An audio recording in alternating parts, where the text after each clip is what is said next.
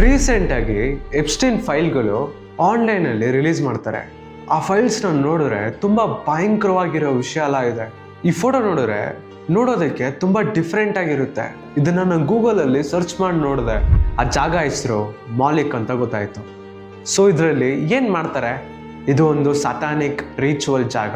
ಹಂಗಂದ್ರೆ ಚಿಕ್ಕವ್ರನ್ನ ನರ ಬಲಿ ಕೊಡ್ತಾರಲ್ಲ, ಆ ಜಾಗ. ಚಿಕ್ಕವ್ರನ್ನ ಸ್ಯಾಕ್ರಿಫೈಸ್ ಮಾಡ್ತಾರೆ. ತುಂಬಾ ಮಕ್ಕಳನ್ನ ಆ ಜಾಗದಲ್ಲಿ ಬಲಿ ಕೊಟ್ಟಿದ್ದಾರೆ. ಮತ್ತೆ ಸಮ್ಟೈಮ್ಸ್ ಆ ಹುಡುಗರನ್ನ ತಿಂತಾರೆ. ಸೊ ಇದ್ರ ಬಗ್ಗೆ ನಾನೊಂದು ಪ್ರಾಪರ್ ಆಗಿ ರಿಸರ್ಚ್ ಮಾಡಿದೆ. ಆ ಒಂದು ಟೈಮಲ್ಲಿ ನಂಗೊಂದು ವಿಡಿಯೋ ಸಿಕ್ತು.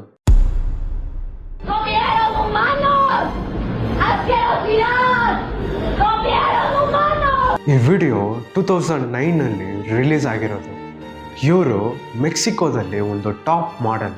ಇವರು ಎಪ್ಸ್ಟೈನ್ ಐಲ್ಯಾಂಡ್ನ ವಿಸಿಟ್ ಮಾಡ್ತಾರೆ. ಅವಾಗ ಗೊತ್ತಾಗುತ್ತೆ, ಊಟ ಜೊತೆಗೆ ಆ ಚಿಕ್ಕ ಹುಡುಗರನ್ನ ತಿಂದಿರ್ತಾರೆ. ಅವ್ರು ಅದನ್ನ ನಿಜವಾಗ್ಲೂ ನೋಡಿರ್ತಾರೆ.